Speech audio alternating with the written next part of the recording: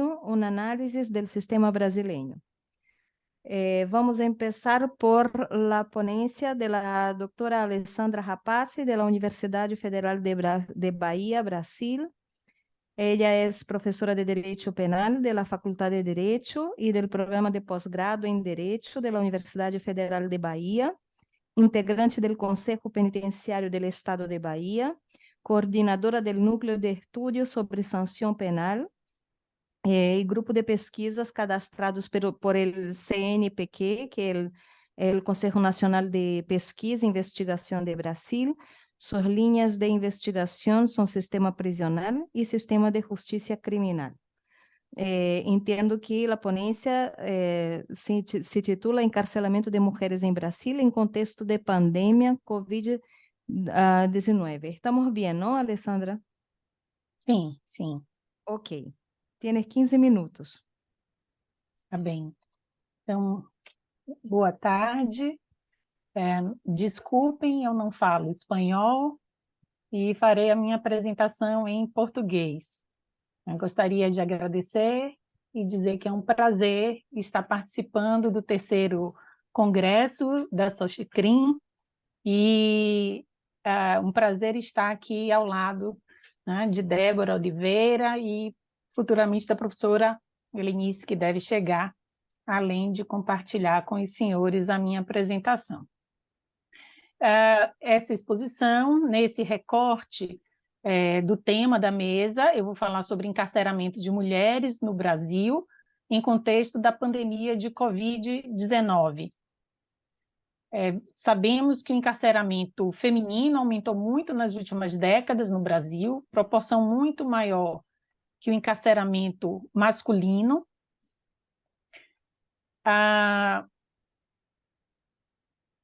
Desculpa.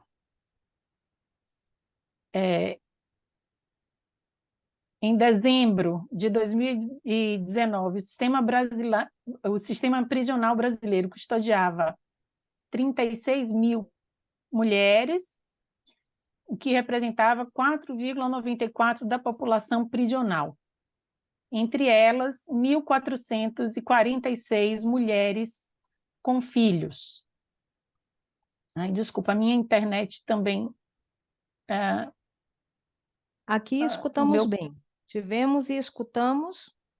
Está bem. Quando você passa o PPT também. Tá.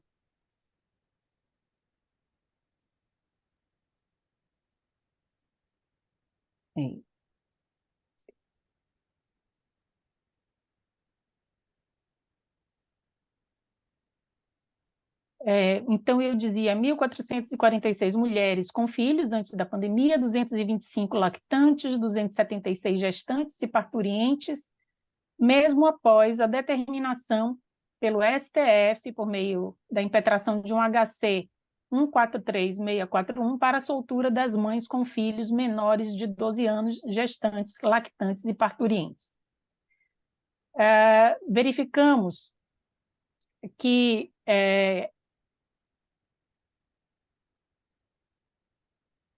o encarceramento feminino, ele decresce no momento da pandemia, e nós vamos comentar essa questão, e depois ele aumenta e volta a reduzir. Grande parte dessas mulheres está presa em razão do tráfico de drogas, eu não trago aqui esses dados, mas é a maior parte, em torno de 60%, e a maior parte também é declarada parda ou preta, portanto, negra, segundo o Instituto Brasileiro, o IBGE, que traz, enfim, essa classificação. Com a pandemia causada pelo coronavírus, assim declarada pela OMS em março de 2020, portarias foram expedidas pelo Ministério da Saúde e pelo Ministério da Justiça, bem como foi publicada a recomendação número 62 pelo Conselho Nacional de Justiça, visando a prevenção da propagação do vírus nas unidades prisionais. Antes disso, eu gostaria só de brevemente me referir a duas situações importantes na análise do sistema prisional brasileiro, que foi a realização de uma comissão parlamentar de inquérito do sistema prisional, que teve como resultado a publicação de um relatório em 2009, e nós verificamos ali a fiscalização que foi feita e relatórios sobre as condições das unidades prisionais, e vamos verificar condições muito precárias, né? Eu trago aqui 2 exemplos, eu não vou ler agora porque não temos tempo, mas esse relatório está disponível para quem quiser ter acesso, e a impetração pelo Partido Socialismo e Liberdade, o PSOL, da DPF 347, que tratava justamente, né, da arguição de descumprimento de preceito fundamental em razão da ofensa à integridade física e moral das pessoas privadas de liberdade, contrariando a Constituição Federal.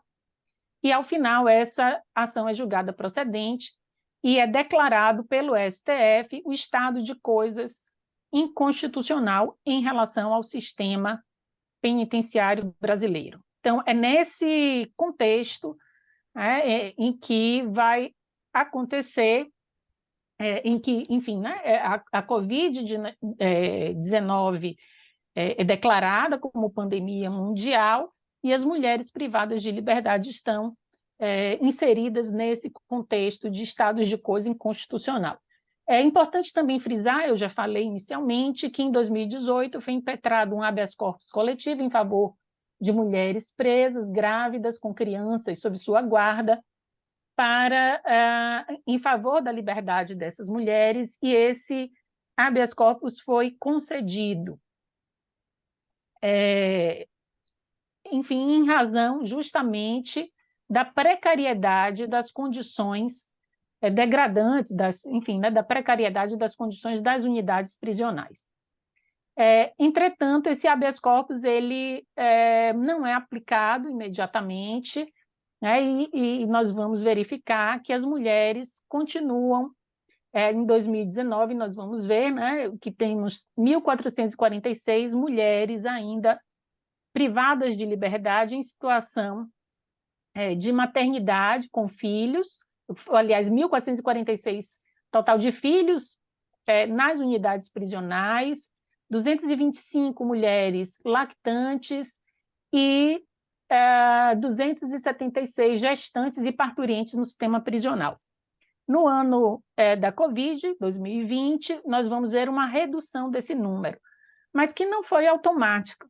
Nós já tínhamos o HC julgado pelo STF, e ainda assim essas mulheres permaneciam presas, e vamos verificar, conforme eu disse, que o Poder Judiciário adota uma medida que é a recomendação número 62, orientando os juízes a liberarem as gestantes, lactantes, mães ou pessoas responsáveis por criança até 12 anos ou pessoa com deficiência.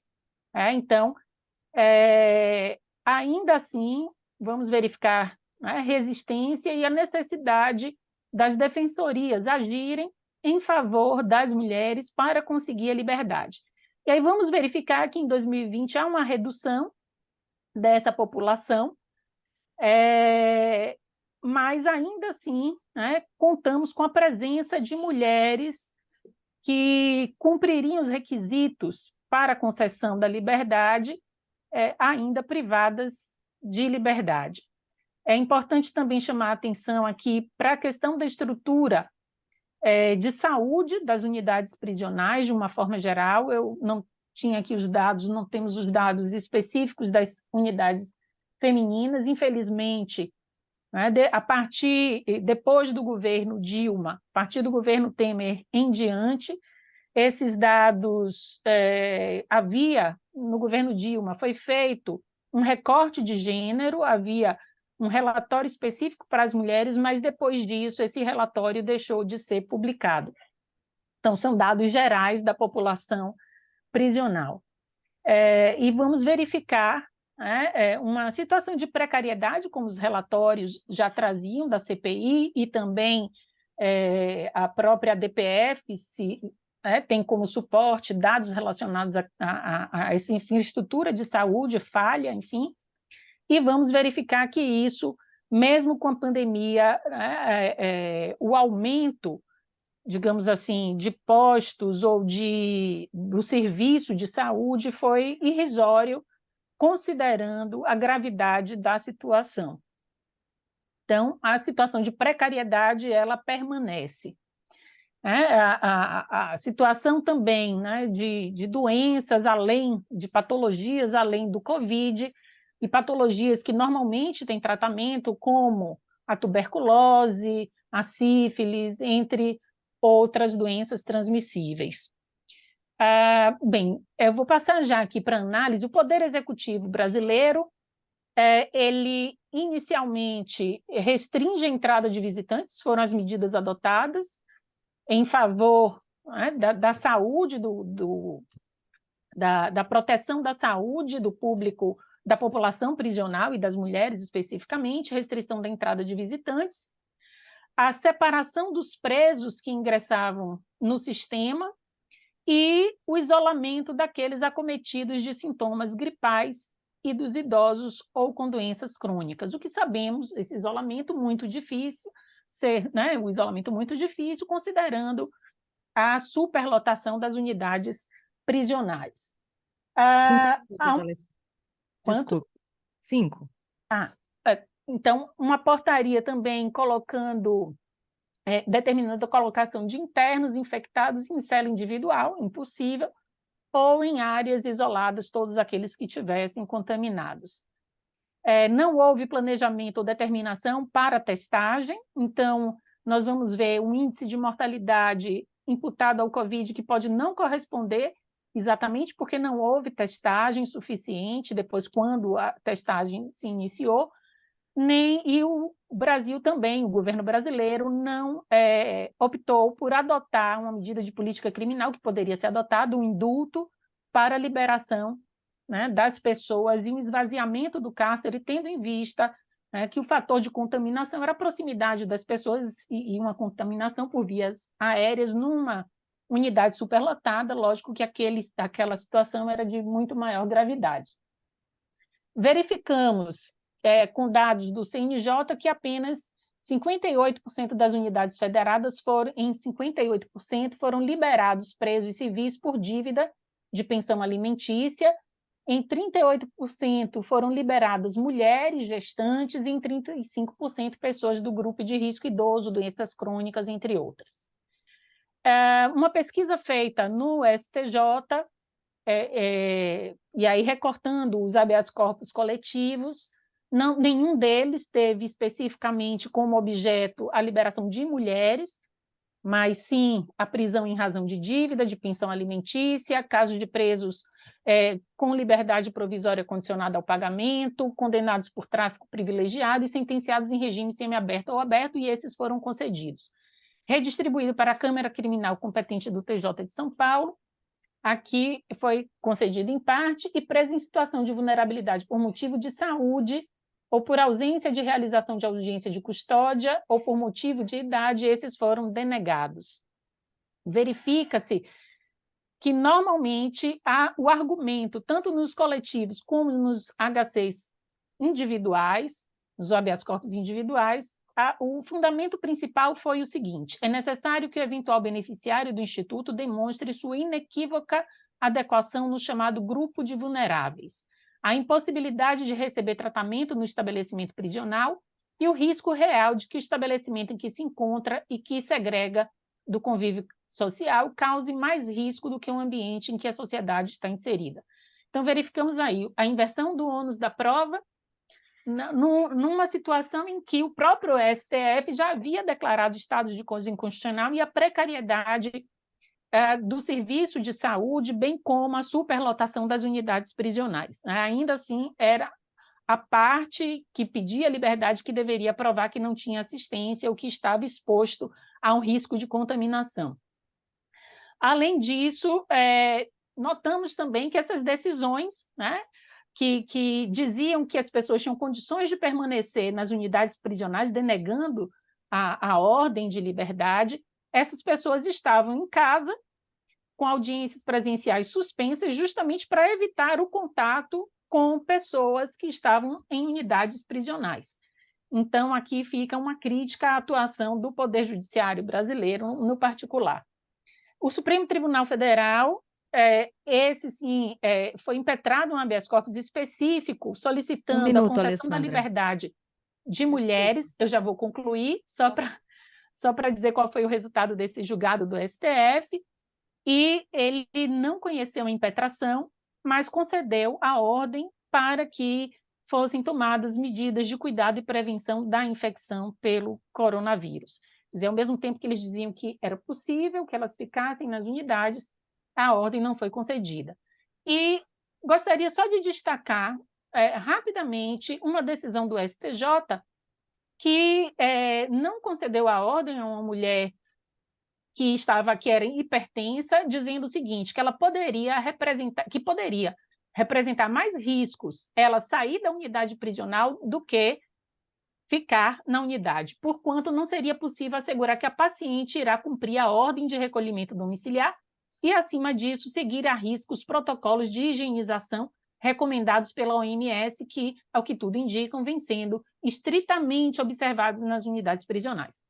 Tivemos índice alto de mortalidade, enfim, crescente aí, conforme aqui já registra o CNJ, 115 óbitos em um determinado período de outubro, e, enfim, verifica-se aqui um desprezo à autonomia dessa mulher que pedia a liberdade, que tinha fundamento legal, e ainda assim o STJ entende que o melhor para ela era continuar numa unidade prisional. Enfim, obrigado, desculpem ter ultrapassado o tempo, são muitos dados e muitas questões que queremos trazer. Obrigada. Estamos super bem com o tempo. Obrigada a você, Alessandra. Depois a gente vai fazer umas perguntas, porque eu acho que é super importante algumas coisas que você coloca aí. Vamos passar, então, a ponência de Débora Moreno. Débora é magíster em Direito Público, advogada popular, investigadora, membro do Núcleo de Estudios sobre Sanção Penal da Universidade Federal de Bahia, autora en el área del derecho penal y de la criminología de obras que aqui não tenho especificadas, e sua linha de investigação é direito penal, criminologia crítica, questões de gênero, raça e classe. A ponência de Débora é titulada como Uma guerra de color, gênero e classe, estudios de las sentencias condenatórias de mulheres criminalizadas por tráfico em Salvador. Débora, você tem 15 minutos também, Débora. Obrigada. Oi, gente, boa tarde. Eu queria saber, antes de mais nada, como que eu envio aqui o PowerPoint? Entendo que você tem autorização para compartilhar. Você está como co-anfitriona, pode compartilhar o teu PPT. Na parte inferior, você vai Sim. ver Share Screen. Ah, tá. Obrigada. Vamos lá. Funcionou? Aham, agora eu vou só ampliar ele. Foi lá. Abriu para vocês grande? Ainda não. Tá, Agora sim? agora sim. Agora sim tem um quadrado preto assim no meio da tela. Isso Talvez me se deu. você passar para o próximo PPT, desaparece. Ele tá travando aqui. Não deixou ainda eu fazer isso. Ah, deusa. Tranquila. Ele não consigo mexer. Vai, por favor. Demora um pouco para... É? This window. Aí apareceu outro quadrado preto em cima. Ah, peraí, vamos lá, ver se eu consigo isso aqui. Gente. Tá, eu acho que então eu vou Agora tá melhor. O quadrado preto desceu. Mas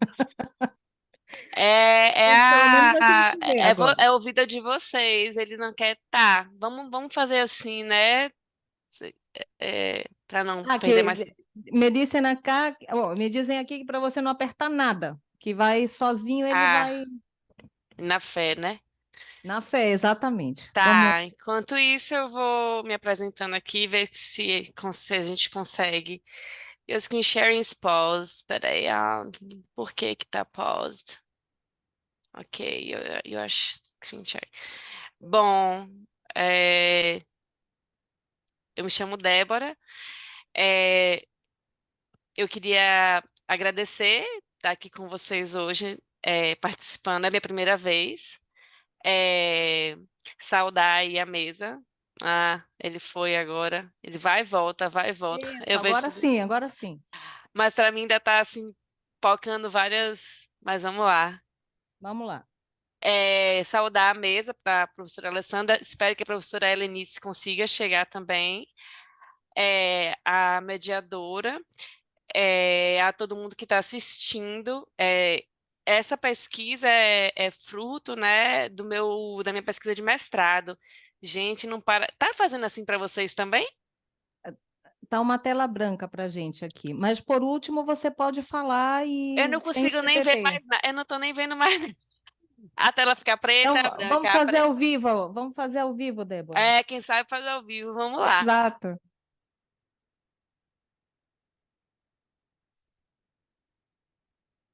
Ahora ella está. Sí, Débora, creo que sí.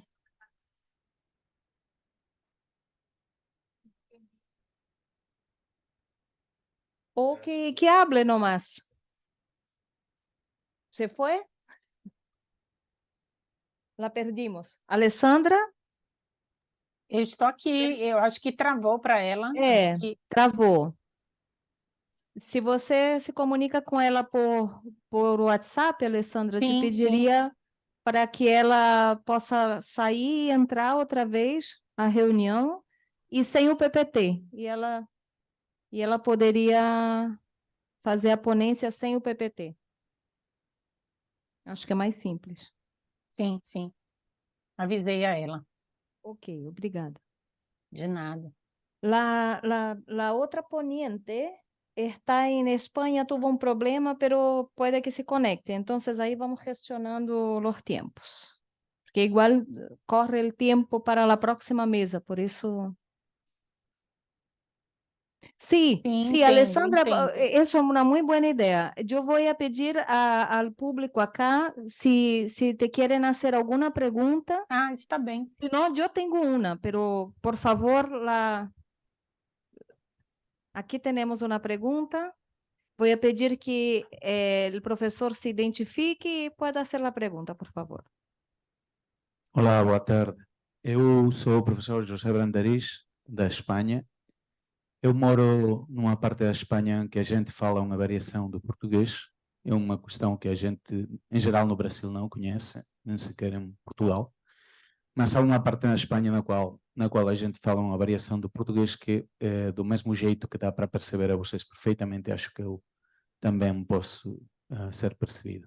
Então, a minha pergunta, Alessandra, eu estava a seguir com muita atenção a sua apresentação e não ficou muito claro para mim, para além da análise jurídica, a questão de qual era, para além da opinião dos tribunais, qual era a opinião da opinião pública, do público do Brasil em relação com a possibilidade de liberar pessoas no tempo do Covid-19. No sentido de que... Gente, opa, Sim. desculpa.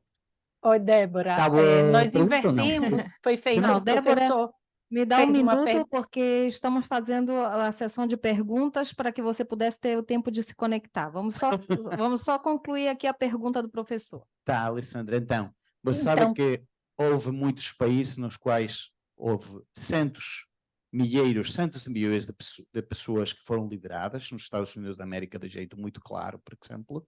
Houve outros países como a Argentina, nos quais nenhuma pessoa foi liberada. Houve uma forte oposição da cidadania. Então, o que é que se passou no Brasil? Para além da pressão dos tribunais, houve mulheres, houve homens que foram liberados ou não? Foram poucos, foram muitos?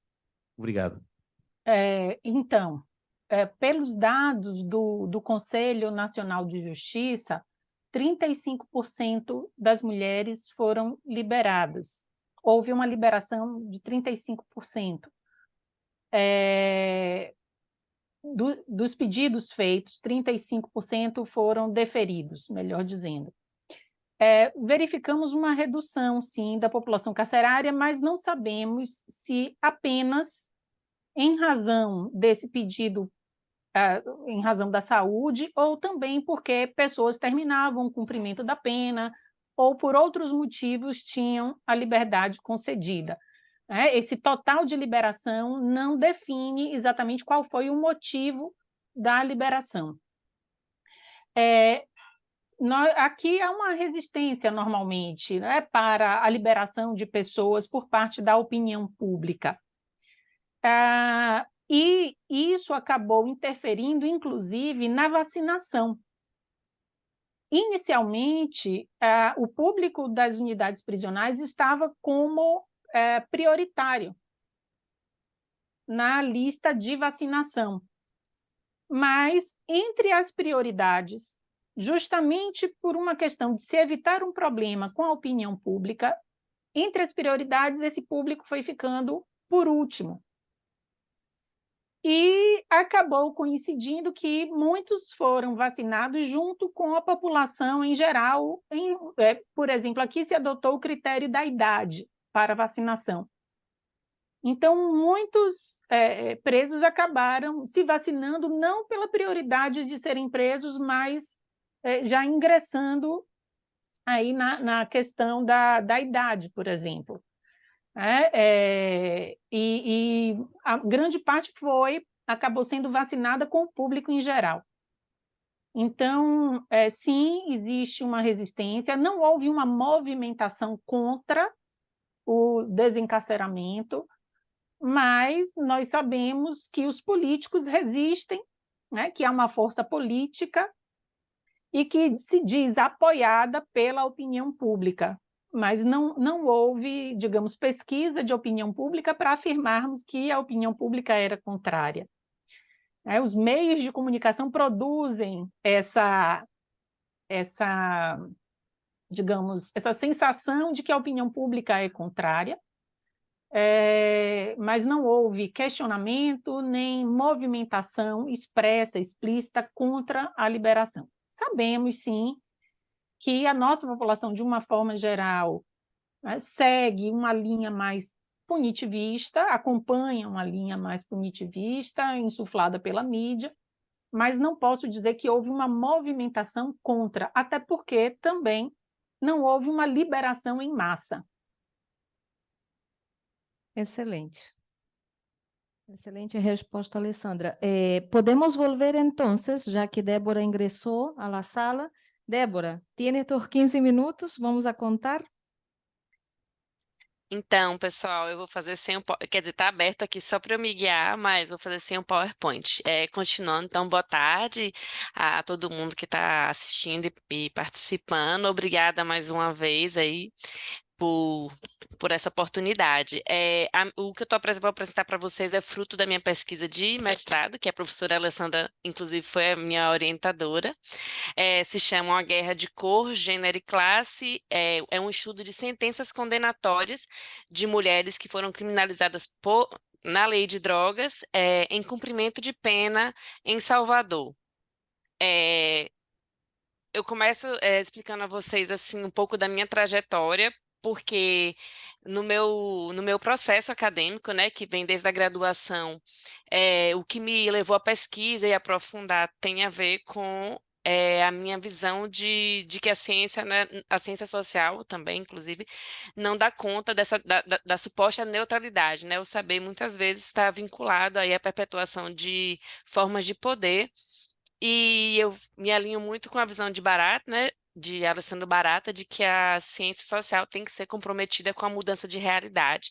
Então, eu venho, desde a graduação, eu participo de movimentos sociais, e comecei a fazer uma pesquisa também com a professora Alessandra, depois no núcleo de estudo também de sanção penal e no mestrado, no TCC e no mestrado, que foram também todas as vezes com mulheres encarceradas em Salvador, mas trazendo já essa visão, né, que outras pessoas também, muito da criminologia feminista traz isso também, do pesquisador que cujo objeto de pesquisa, né, mobiliza a gente e a gente altera de uma certa forma, né, se relaciona ali com o objeto.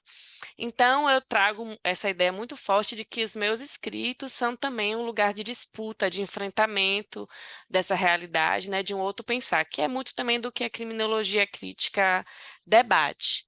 E aí, vou ler rapidinho, quer dizer, vou reduzir assim, né, o problema e a hipótese. O problema que eu levantei é se existiriam aspectos estigmatizantes ou discriminatórios em sentenças condenatórias de mulheres criminalizadas por tráfico, e se sim, né, como que isso repercute nessas sentenças? Como é que a gente poderia identificar?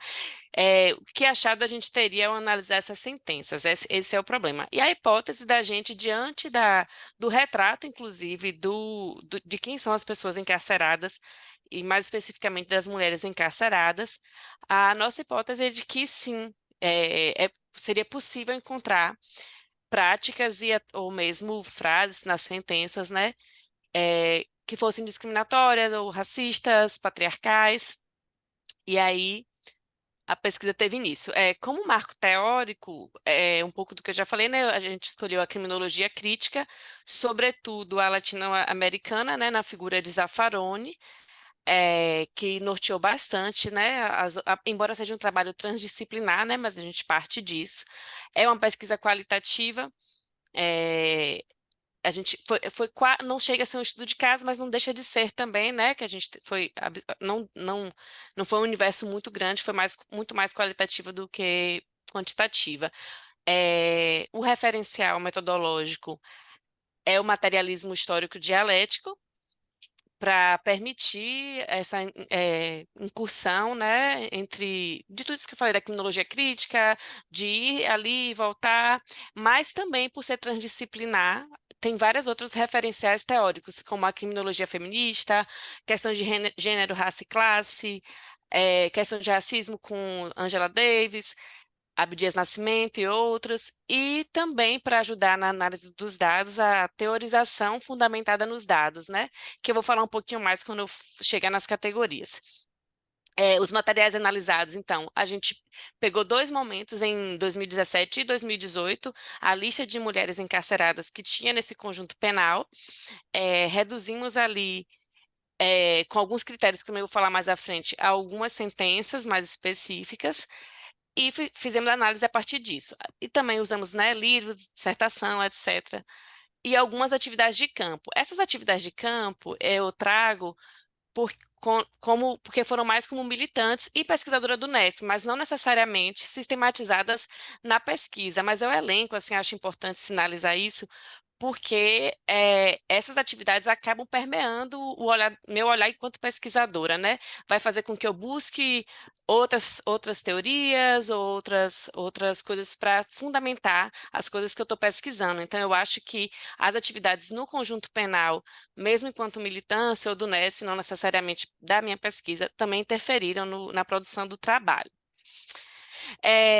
Bom, para chegar lá nas sentenças, no trabalho eu discuto isso mais profundamente, mas só para deixar aqui explicitado, eu já parto de um lugar, né, que eu explico lá melhor como chego nisso, mas de que a gente vive numa sociedade que é classista, que é racista e é patriarcal, e que esses elementos são estruturais e estruturantes, né, do nosso viver. E aí, o sistema de justiça criminal, ele está inscrito nisso, né? Inscrito nessa realidade. E a guerra às drogas também, e com ela também o encarceramento em massa. Então, eu já parto desses pressupostos, digamos assim, né? Que lá eu discuto mais, mas aqui já estou trazendo como pressuposto para a gente avançar aqui nas categorias. Quando chegar, só um parêntese, quando chegar assim 10 minutos, você vai me falando? Vou te Que eu falando. não me Tem lembro a 6 hora. minutos. Massa, 6 minutos, já me Dale. situei aqui. Então, o campo de análise, né? Foi o conjunto penal feminino aqui em Salvador. Ele era na época o único do estado que era exclusivo para mulheres, né?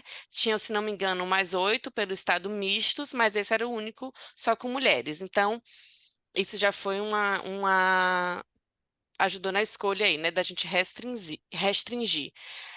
A gente escolheu, né, essa diferença de um ano e outro? Foi mais ou menos o mesmo mês, junho e julho. A ideia era, porque não tem uma rotatividade, tem a rotatividade das presas provisórias bastante, mas as condenadas, né? A gente queria ter um espaço para conseguir novos nomes, né? Uma coisa de 6 meses seria uma lista talvez ali um tanto quanto parecida, com 3 talvez a mais. Essa coleta de dados, uma parte foi feita pelo NESP, pelos membros do NESP, e outra parte foi feita por alunas da iniciação científica, que eram orientandas da professora Alessandra e eu era tutora. O que a gente escolheu foi cumprimento de pena em regime fechado, porque no Conjunto Penal aqui de Salvador, e na verdade em outros lugares também, né, o STF tem uma súmula que se o estabelecimento, né, não tivesse condições de ter presas de outros regimes, o aberto e o semiaberto, se o estabelecimento não fosse adequado, elas não deveriam ficar num regime mais gravoso. Então, muitas mulheres, a maioria das mulheres que ficaram lá são só as que estão no regime fechado. E a gente queria ver as sentenças das que estavam lá, em cumprimento de pena no período. Então, foi regime fechado, por condutas ligadas à lei de drogas. Então, a gente tirou quando tinha mais de quando tinha outra conduta, era lei de drogas e roubo. Não, ficou só as de lei de drogas, que a gente queria analisar mesmo, com esse recorte da guerra às drogas. Condenações em primeiro grau, em coautoria com homens, porque a ideia era comparar, né, ver se a gente conseguia algum indício aí dessa questão do patriarcado.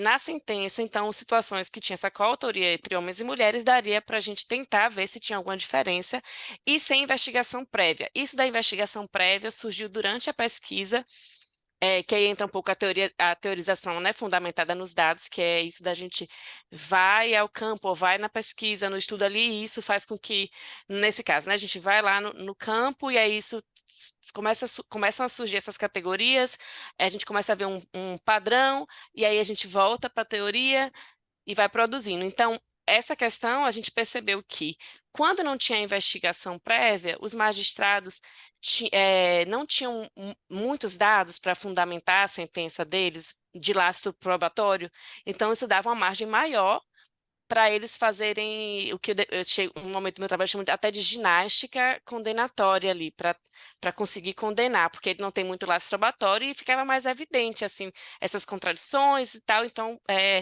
a gente achou rico para explorar. São mulheres de 5 comarcas. Aí, no fim das contas, reduzindo, fazendo todos esses critérios, foram 6 sentenças, de 5 comarcas diferentes, a maioria mulheres de fora de Salvador, apenas uma era daqui.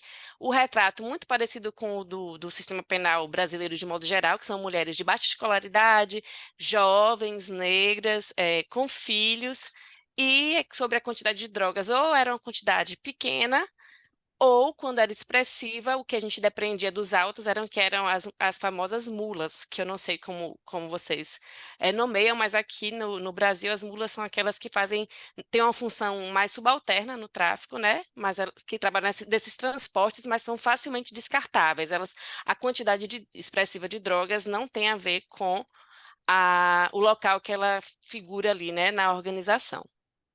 10 minutos, Débora. Eu falei 10 minutos ou eu tenho 10 minutos? Exato. Não, você tem 5 agora. Categorias. Bom, são várias categorias. Eu vou começar pela que eu acho assim a mais importante, né, a central do trabalho, que é a criminalização por coabitação. No artigo 33, que tem os verbos, né, do tipo, não tem coabitar. Acho que em nenhum lugar tem, né? Imagino. Não. Mas o que a gente percebeu da pesquisa é que muitas mulheres foram criminalizadas por coabitar com esse homem, que geralmente tinha relação afetiva ou de par, né, de parceiro, união estável, namorado, ou de familiar, mas relações afetivas de alguma forma, e que coabitar foi central na condenação delas, assim. Não tinha muitos elementos probatórios ou que o juiz tenha fundamentado, e em alguns, inclusive, chegam a falar de forma mais direta isso. Então, eu separei aqui alguns trechos, eu vou ler um rapidinho aqui, e só as partes mais importantes, né? O magistrado diz assim: ficou constatado que os denunciados associaram-se para praticar a comercialização de drogas, já que conviviam no mesmo ambiente. Em outro momento, outra sentença, os pertences que estão dentro da casa lá permanecem com conhecimento e consentimento de seus moradores. Não há outra versão possível para a existência da droga na residência comum dos acusados que não o dolo compartilhado por ambos. Trata-se de fato cujo ônus da prova no contexto caberia à defesa. Então, assim, ele não individualizam, né, nesse segundo caso aqui, por exemplo, não individualiza as condutas, inverte o ônus da prova de que a defesa é que deveria provar que a pessoa não sabia por coabitar, né, na casa, então ela deveria saber que a outra pessoa guarda drogas. E frisando bem, né, nessas situações de coabitação, o que foi encontrado foi a droga que estava no local. Não era uma situação em que estava acontecendo venda, por exemplo, né, que era um ponto de venda e a pessoa também estava ali parecendo que está vendendo alguma coisa do tipo. Apenas a droga estava ali guardada e nesses casos aqui, né, foi atribuída ao réu, ao homem, o coautor homem. Em muitas dessas situações, né, foi dito mais diretamente mesmo pelo próprio réu e confirmado pela ré, enfim, e não tinha nenhum elemento investigativo ou prova que desse a entender que aquela outra pessoa tinha como saber ou de fato sabia, e mesmo assim essas mulheres foram condenadas, né, por habitar com esses homens, dividir a mesma casa. E aí isso entra inclusive em outra categoria, né, que foi essa questão de como que vai ser o manejo das provas. Em algumas situações, né, esses magistrados usam alguns depoimentos para reforçar alguma coisa da condenação que ele quer condenar, e ignoram o mesmo depoimento de uma mesma pessoa, ignoram a parte em que é dito, por exemplo, que a outra pessoa não sabia, não tinha como saber, ou não tinha ficado sabendo, e por aí vai, né? Então, a gente observa que esse manejo das provas para a condenação é, é bem... O juiz, né, aparentemente, ele já está convicto do que ele vai fazer, ele vai manejar as provas para aquilo. Deixa eu tentar achar se tem mais alguma categoria. Tem várias categorias interessantes aqui, mas para dar tempo. É... Bom, Tem tem um uma questão minuto. também das primárias.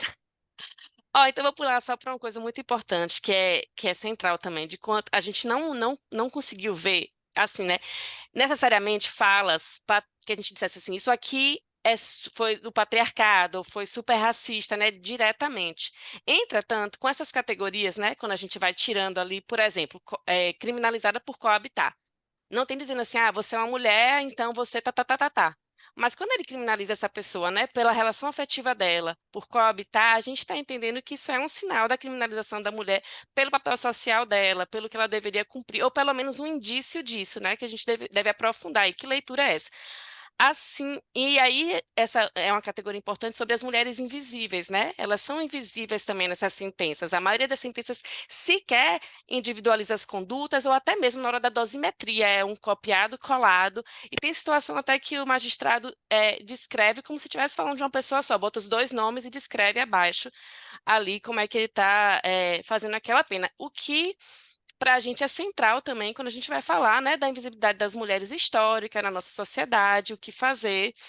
Então, a gente não tem essas, vamos dizer assim, nitidamente ali, mas para a gente são indícios muito fortes de que sim, as mulheres passam por criminalizações ou punições, né, por conta de ser mulher e dessas questões todas. Então, acho que eu terminei meu tempo. Então, não deu para as considerações finais, mas tudo bem, porque eu acho que as categorias, e principalmente essa do COBITAR, assim, é uma coisa muito importante do trabalho.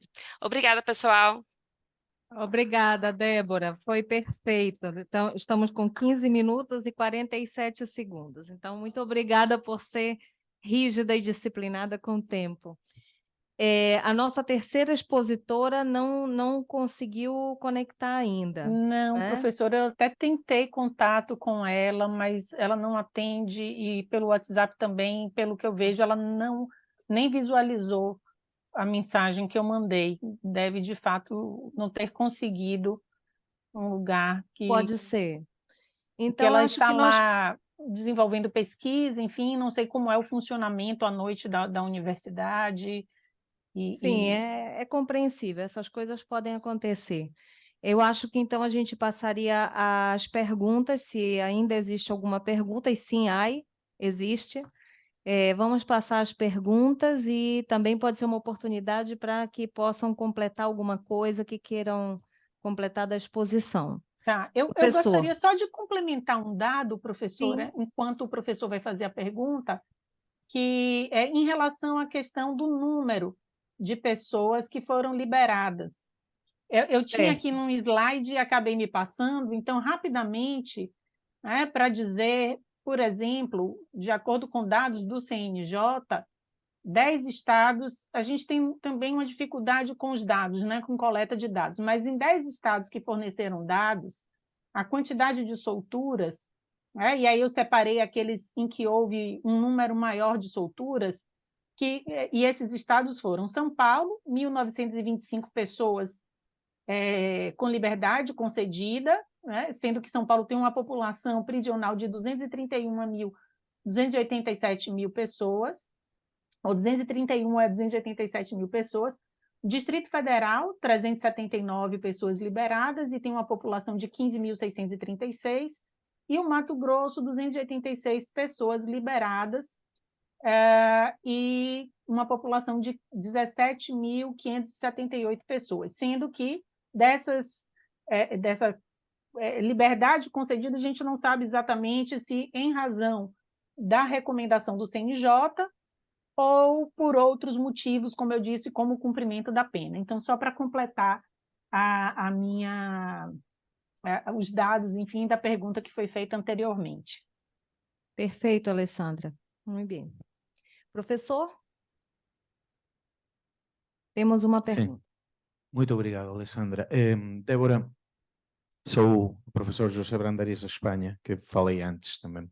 Mas, Fabiola, você queria fazer alguma pergunta? Eu não quero estar o tempo todo a fazer perguntas. Vamos fazer um pimponeio. Ou juntamos várias perguntas. Perfeito. E elas decidem quais que querem responder e quais acham que são assim meio... Perfeito, perfeito. Tá. Débora, eu estava a escutar a sua apresentação, muito interessante, realmente.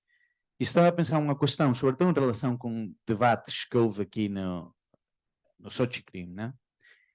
Que é, se eu traduzo as categorias de estratificação social que você colocou aí a qualquer outra língua que não é o português, e até ao português de Portugal, muito provavelmente deveria juntar uma outra categoria, que é a categoria de ser estrangeiro ou estrangeira, no caso concreto, estrangeira, não? Porque hoje realmente até Angela Davis diria, bom, não é só cor, etc, né?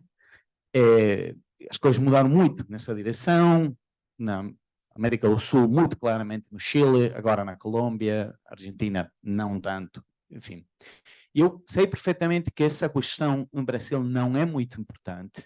De facto, quando você mira o indicador internacional que se utiliza é o over-incarceration rate, quanta gente estrangeira tem mais em prisão do que na rua. O Brasil tem um dos over-incarceration rates mais baixos do mundo. Então, eu sei muito perfeitamente que essa questão não é relevante no Brasil. Mas nesse congresso aqui, a gente esteve a debater muito essa questão, a questão de juntar condição de género, condição de classe, condição de raça ou de cor de pele, o fato de ser estrangeiro. Então, como é que você avalia essa questão? O fato de não encontrar estrangeiras na sua pesquisa de campo ou encontrar tão poucas que realmente acha que não é uma categoria relevante. É isso. Muito obrigado.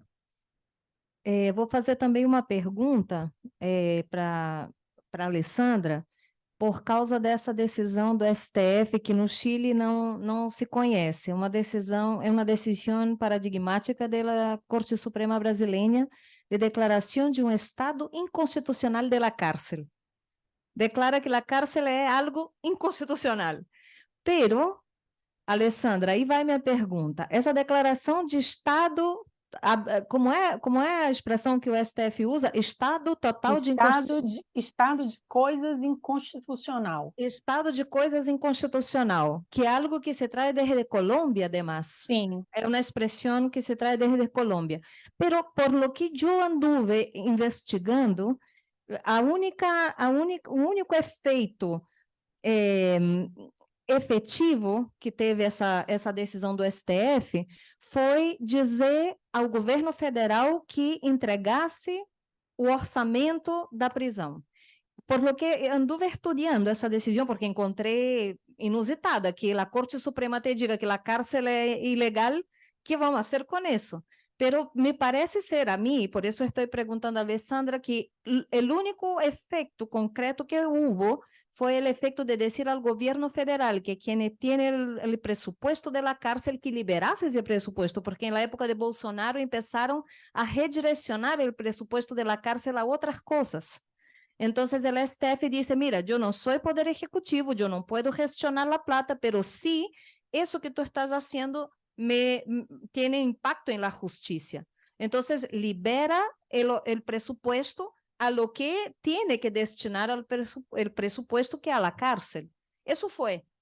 Não sei, Alessandra, se você tem outra leitura e se teve algum outro efeito essa declaração de estado de coisas inconstitucional no Brasil, que efeitos positivos ou negativos você vê nessa sentença que para mim é muito importante.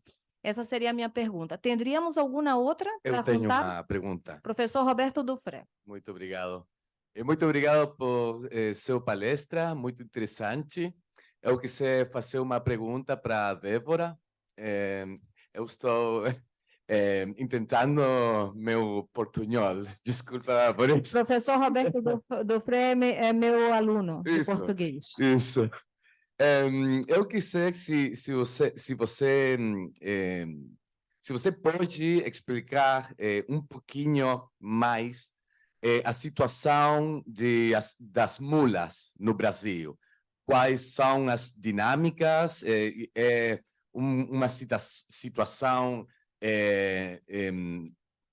onde as pessoas estrangeiras são encarceladas ou as dinâmicas são diferentes? Não sei se a conduta de tráfico das mulas é interno no Brasil ou há fator de estrangeiridade. Não sei se... Perfeito. Isso. Obrigado, Débora. Débora, acho que dá para a gente dar um 9,8 para ele de nota, né? Pelo português. Está silenciada, Débora.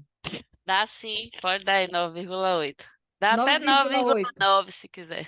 E a nota máxima em Brasília é 10. Tienes um 9,9. Excelente. Já. Podem responder, por favor. Quer responder primeiro, professora? Quer fazer como? Posso.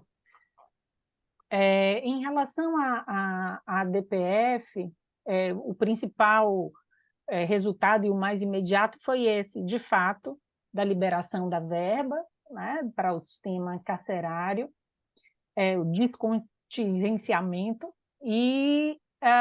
mas também em relação às audiências de custódia.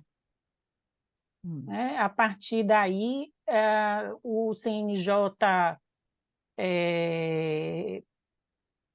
elaborou uma resolução, enfim, para a implementação das audiências de custódia, que significa como uma medida que poderia ser de desencarceramento e de combate à tortura, né, que significa os presos, que são as pessoas que são flagranteadas, serem levadas a um juiz para que imediatamente ele avalie a situação dessa pessoa, se ela deve permanecer presa, decretando a prisão provisória, ou se ela deve ser liberada, né? Liberada totalmente ou com alguma medida cautelar diversa da prisão, como a monitoração eletrônica.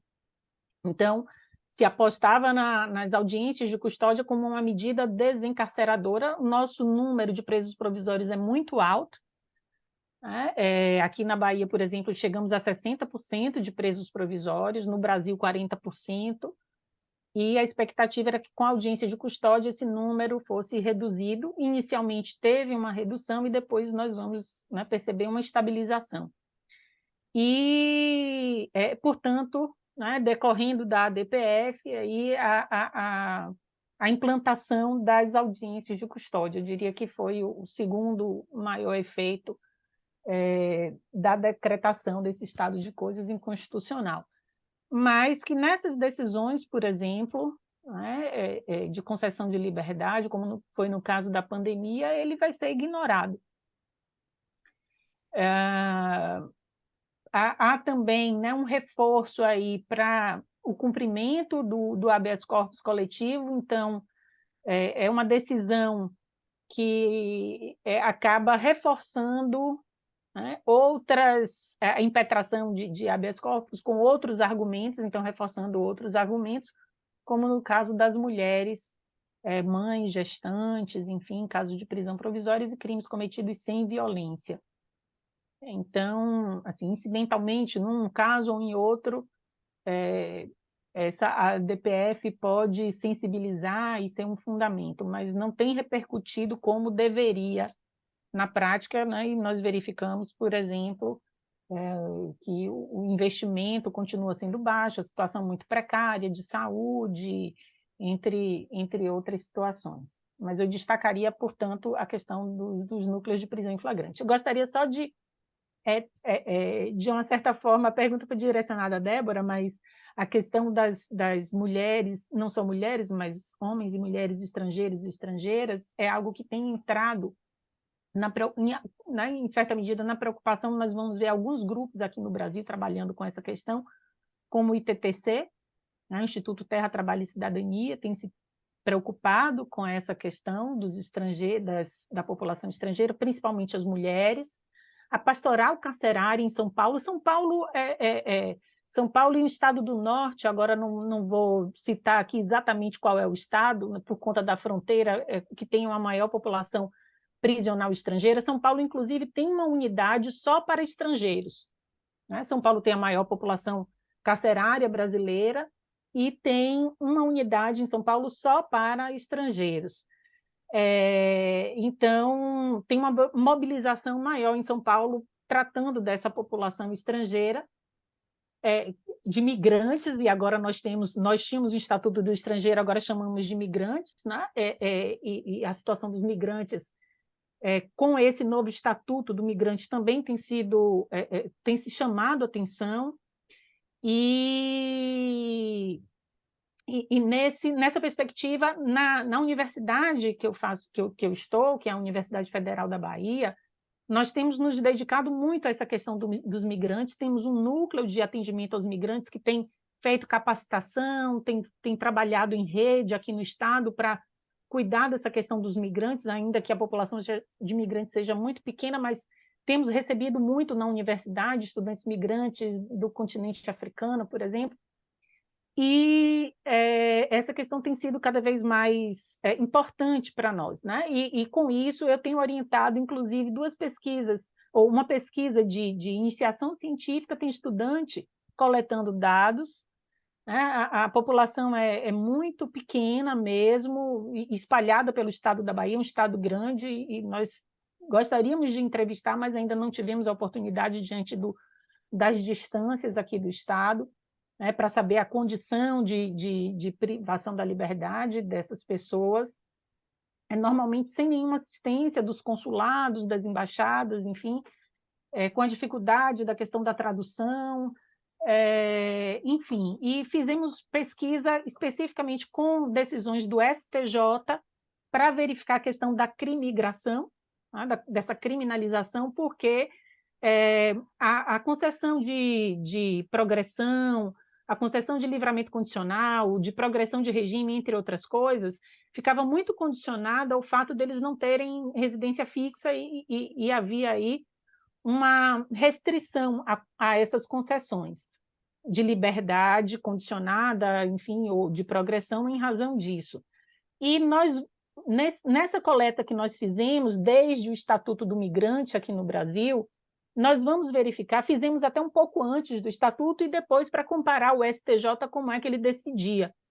E nós vamos verificar que antes do Estatuto, esse requisito era um requisito que passava, ou seja, indivíduos não se concedia liberdade por não ter residência fixa, e agora o STJ começa a frear mais essa exigência, né? E dizer que as decisões de primeiro grau não devem prosperar quando tem como fundamento a exigência de residência fixa, que isso não pode mais ser um requisito para não concessão de benefícios. Então, a gente vê uma mudança nas decisões do STJ depois do Estatuto do Migrante. Enfim, eu Excelente. acho que teriam outras coisas, mas o tempo eu queria passar a palavra à Débora também, porque já falei bastante. Ah, Nós pronto. temos 10 minutos para encerrar a mesa, então esses 10 minutos são seus. Tá, então, sobre a importância não, né, das estrangeiras na minha pesquisa, o que acontece? Essa questão da coautoria era central, assim, dos meus critérios, né, para chegar nas sentenças, era uma questão central. Então, eu não tive nenhuma sentença de nenhuma mulher estrangeira que tivesse coautoria com um homem, porque esse era o critério inicial, assim, principal, né, porque eu queria observar essa como de uma mesma situação, na mesma condenação, o magistrado ia agir em relação ao homem e à mulher. Então, não tinha nenhuma sentença assim. Agora, eu fiz a iniciação científica em 2014, eu estou um pouco na dúvida se foi na iniciação científica ou se foi no TCC. E aí, eu lembro, né, eu analisei, eu não fiz entrevistas, né, mas eu analisei também algumas sentenças de mulheres criminalizadas pela lei de drogas, e em alguns dos dois momentos eu lembro que tinham 200 mulheres lá em cumprimento de pena não, encarceradas, né, na época tinha bastante também de prisão provisória, e de todas essas só tinham, acho que, só não, assim, né, expressivo em relação à porcentagem também, tinham 2 mulheres estrangeiras. Agora, e eu lembro, é porque já tem muitos anos, né, eu lembro vagamente, porque foram várias outras coisas que emergiram também do trabalho, mas eu lembro que eu acho que tinha alguma coisa a ver com isso que a professora Alessandra trouxe, que elas não tinham, se não me engano, eu posso depois, se vocês quiserem me mandar um e-mail, eu levanto isso para vocês. Mas, se não me engano, elas não tinham conseguido a restritiva de direito ou alguma coisa assim por essa questão da moradia. Mas isso já tem muitos anos, então já mudou um pouco. Eu posso estar enganada, mas eu não sei se quando eu estava com essa, porque eu cheguei a olhar a lista das mulheres encarceradas para chegar nas minhas sentenças, né? Eu não lembro de ter visto, na época que eu olhei, mulher estrangeira em cumprimento. Mas eu posso estar enganada, porque eu estava muito com esse olhar, né, de Correios, então eu não tenho muita certeza.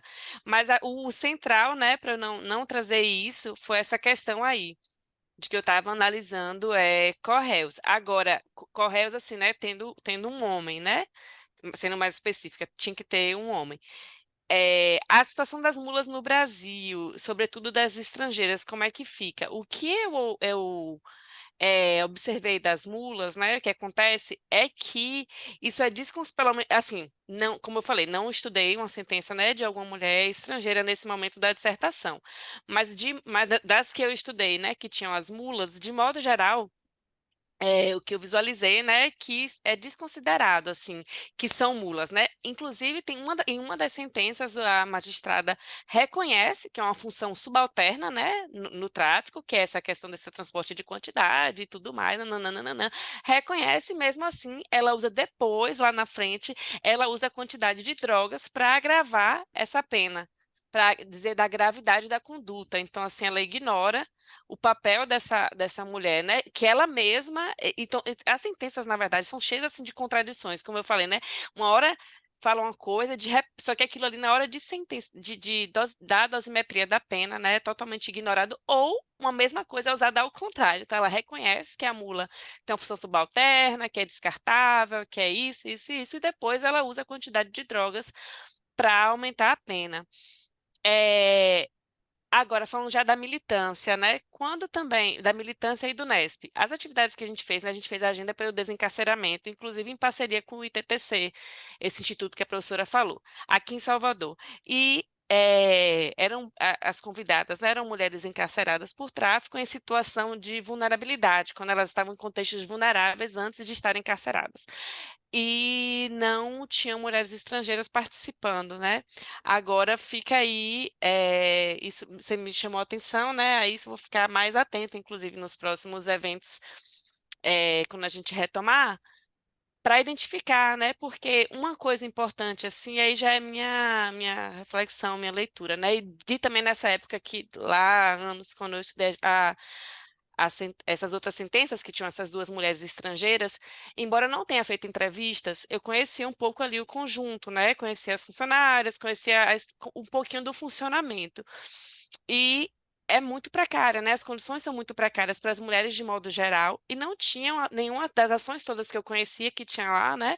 Não tinha nenhuma ação voltada às mulheres estrangeiras. E aí, é até uma coisa das minhas. Quando eu chegar em 5 ou 6, você me avisa, desculpe, um parêntese, só para eu me Sim. situar. Temos 4 minutos e meio.